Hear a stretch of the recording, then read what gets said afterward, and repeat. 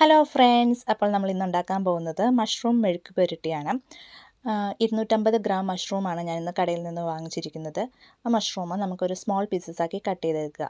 അതിനുശേഷം ഒരു ചെറിയ സവാളയും സ്മോളായിട്ട് കട്ട് ചെയ്തെടുക്കുക. പച്ചമുളകും ചെറുതായിട്ട് നുറുക്കിയെടുക്കുക. അതിലേക്ക് നമ്മളൊരു ചെറിയ ചീനച്ചട്ടി വെച്ചിട്ട് അതിലേക്ക് കുറച്ച് സൺഫ്ലവർ ഓയിൽ ഇടുക. അതിനുശേഷം കടുക് ഇട്ട് അതൊന്ന് പൊട്ടിച്ചെടുക്കുക. അതിലേക്ക് നമ്മൾ അരിഞ്ഞു വെച്ചിരിക്കുന്ന സവാളയും പിന്നെ അരിഞ്ഞു വെച്ചിരിക്കുന്ന പച്ചമുളകും കൂടി ഒന്ന് നന്നായിട്ട് വഴറ്റി വെക്കുക. അപ്പം ശ്രദ്ധിക്കേണ്ട ഒരു കാര്യം എന്ന് വെച്ചാൽ നമ്മുടെ മഷ്റൂം ഇട്ട് കഴിയുമ്പോഴത്തേക്കും ഫസ്റ്റ് ഒരു ഹൈ ഫ്ലെയിമിലായിരിക്കണം ഇടേണ്ടത്. അതായത് ഒരു 2 മിനിറ്റ്സ് ഹൈ ഫ്ലെയിമിൽ വേണം വെക്കാനായിട്ട്. ഈ മഷ്റൂമിൽ നിന്നും ഓൾറെഡി വെള്ളമൊക്കെ ഇറങ്ങി വരും. അതുകൊണ്ട് തന്നെ നമുക്ക് വെള്ളമൊന്നും ആഡ് ചെയ്യേണ്ട ആവശ്യമൊന്നുമില്ല. പിന്നെ അതിലേക്ക് കുറച്ച് ഉപ്പിട്ട് കൊടുക്കുക. പിന്നെ കുറച്ച് പെപ്പർ, ഞാൻ ക്രഷ്ഡ് പെപ്പറാണ് വാങ്ങിച്ചു വെച്ചിരിക്കുന്നത്, അതും കൂടി നമുക്ക് അതിലേക്ക് മിക്സ് ചെയ്യുക. പെട്ടെന്ന് റെഡിയാവുന്ന ഒരു റെസിപ്പിയാണ്.